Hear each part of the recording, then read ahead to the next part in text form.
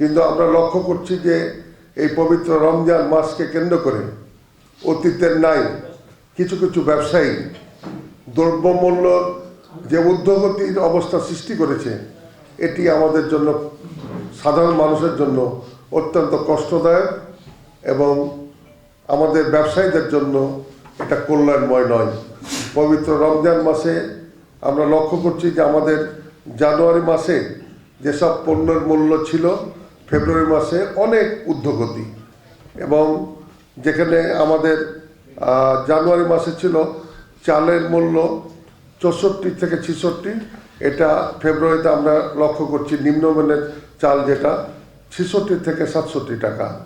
আমরা লক্ষ্য করছি সুগন্ধি চাউল যেটা 125 থেকে 30 টাকা ছিল, এটা প্রায় 128 থেকে 35 টাকা ঊর্ধ্বগতি। এভাবে ডাল মসুর থেকে শুরু করে বিভিন্ন পণ্য জানুয়ারি মাসের থেকে ফেব্রুয়ারি মাসে প্রায় 5 থেকে 10 টাকা বেশি আমরা লক্ষ্য করছি।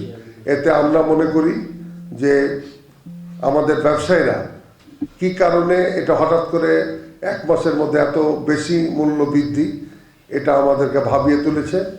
আমরা মনে করি যে আগামী 3 দিন পরে যে নতুন সরকার আসছে, এই সরকার কিন্তু অত্যন্ত শক্ত অবস্থান নেবেন। নতুন সরকারের প্রধানমন্ত্রী যিনি হতে যাচ্ছেন, তিনি পরিষ্কার বলেছেন আইন সবার জন্য, দলের লোক হোক বাইরের লোক হোক, আইন সবার জন্য। সেহেতু আইন শৃঙ্খলা রক্ষার জন্য উনি কঠোর অবস্থান গ্রহণ করবেন। তো বাংলাদেশের আইন শৃঙ্খলা রক্ষার জন্য নতুন সরকার কোনোভাবেই এটা বরদাস্ত করবে না। এবং নতুন সরকারের সবচাইতে কয়েকটি চ্যালেঞ্জের মধ্যে হচ্ছে দ্রব্যমূল্য নিয়ন্ত্রণ। আজকে দ্রব্যমূল্য নিয়ন্ত্রণ যদি না হয়, আজও যদি বিগত সরকার বা অন্তর্বর্তী সরকারের সময় নিয়ন্ত্রণহীন ছিলেন, কিন্তু আজকে নতুন সরকার হচ্ছে, আজকে দ্রব্যমূল্য নিয়ে আমাদের বাংলাদেশের কোনো ব্যবসায়ীরা যদি ছলছলনা করেন এবং সাপ্লাই চেনকে ধীর গতি করে দিয়ে আমাদের মতো মফস্বল জেলায় দ্রব্যমূল্যের দাম বৃদ্ধি হয়, তাইলে কোনোভাবে এই সরকার এটি ছেড়ে দেবে না। বাংলাদেশের এই নতুন সরকারের চ্যালেঞ্জ হচ্ছে দ্রব্যমূল্য নিয়ন্ত্রণ করা, অর্থনৈতিক কর্মসংস্থান সৃষ্টি করা এবং দুর্নীতিকে জিরো টলারেন্সে আনার। আমরা এই সব সিদ্ধান্তকে আমরা অভিনন্দন জানাই, আমরা একমত পোষণ করি এবং আমরা সব ধরনের এই সরকারকে আমরা সহযোগিতা করতে চাই। আমি আমার জেলার ব্যবসায়ীদেরকে আহ্বান করব, অনুরোধ করব যে নতুন সরকারের সময় এমন কিছু আমরা করব না যাতে করে সরকারের যে কঠোর হস্তক্ষেপের মাধ্যমে দ্রব্যমূল্য নিয়ন্ত্রণ করা, এতে আমার জেলার ব্যবসায়ীরা ক্ষতিগ্রস্ত হোক, এটা আমি চাই না। আমি আমার জেলার ব্যবসায়ী, শিল্পপতি, আমদানিকারক সবার কাছে অনুরোধ করব যে দ্রব্যমূল্য নিয়ন্ত্রণ রাখার জন্য যতটুকু সম্ভব আপনারা প্রয়োজনীয় পদক্ষেপ নেবেন। যদি এটি ব্যতিক্রম ঘটান, আশেপাশের জেলা এবং দেশের অন্যান্য জায়গার তুলনায় আমাদের জেলায় পবিত্র মাহে রমজান মাস, এই রমজান মাস হচ্ছে ত্যাগ, তিতিক্ষা এবং সংযমের মাস। ইতিমধ্যে লক্ষ্য করছি গত মাসখানেক থেকে সিলিন্ডার 900 টাকা, 1000 টাকার সিলিন্ডার আজকে 1600, 1700, 1800 টাকা। এটা হতে পারে না। সরবরাহ যদি না থাকে সিলিন্ডার মানুষ পাবে না, কিন্তু আপনি রাত্রের অন্ধকারে আপনি 1700, 1800 টাকা বিক্রি করবেন, এই ব্যবসাকে আমরা সমর্থন করি না। আমরা পরিষ্কার বলতে চাই, সিলিন্ডার নিয়ে যে ধরনের লুকোচুরি হচ্ছে, এর ব্যাপারে প্রশাসনকে কঠোর হস্তে দমন করার জন্য আমি জেলা প্রশাসনকে অনুরোধ করব।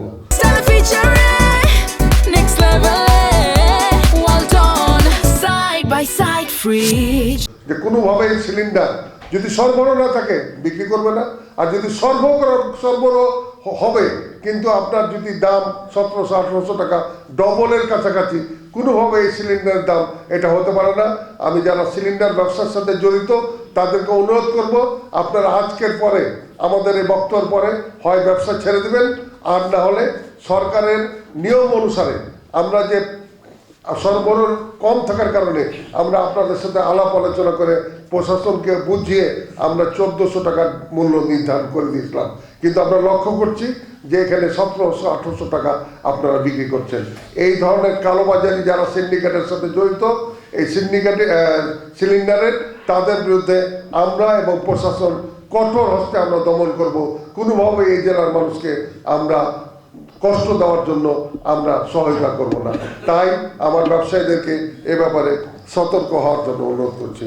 আমরা ব্যবসায়ীদেরকে অনুরোধ করব, এই পবিত্র মাস, আমাদের এই রমজান মাসে আমাদের ওজনে কোনোভাবেই যেন ঘাটতি না হয়, ওজনের কোনোভাবেই যেন লুকোচুরি না হয়, তার জন্য ব্যবসায়ীরা সচেতন থাকবেন এবং ভেজাল এবং বাসি পচা কোনো পণ্য বাজারে গোডাউনে কোথাও যেন না পাওয়া যায়, তার জন্য আমার প্রিয় ব্যবসায়ী এবং আমার আমদানিকারক সবাইকে আমার পার্সোনাল অনুরোধ, চেম্বারের পক্ষ থেকে অনুরোধ, আপনারা আমাদের সম্পদ, আপনাদের ভোটে আমি নির্বাচিত, কিন্তু আপনারা এইসব অন্যায় অবিচার করলে প্রশাসন যখন কঠোর হস্তে দমন করে আমাদের গায়ে লাগে।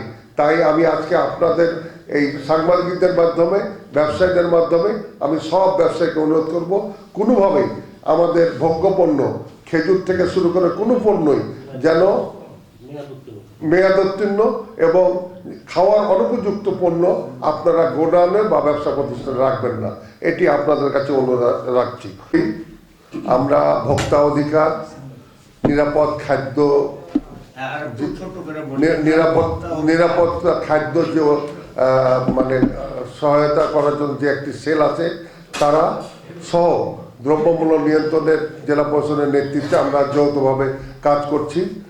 কোনোভাবেই কোনো সিন্ডিকেটকে আমরা চেম্বার থেকে সহযোগিতা করব না। এই ব্যাপারে হাতে গোনা 2-4 জন গোডাউনে মাল স্টক করে দ্রব্যমূল্যের দাম যদি বৃদ্ধি করে, তবে প্রশাসনিকভাবে আমরা কঠোর হস্তে দমন করবে প্রশাসন, আমরা সহায়তা করব। চেম্বারে 7 সদস্য বিশিষ্ট একটি সেল আছে, এই সেল তাদের কাছে সহায়তা করে গোটা জেলায় আমরা ডায়েরি দেব এবং আমাদের নতুন সরকার যেন কোনোভাবে দ্রব্যমূল্যের এই চ্যালেঞ্জে যেন বিপদগ্রস্ত না হয়, তার জন্য আমরা নতুন সরকারকে সব ধরনের সহায়তা করব, জেলাবাসীকে ভালো রাখার চেষ্টা করব।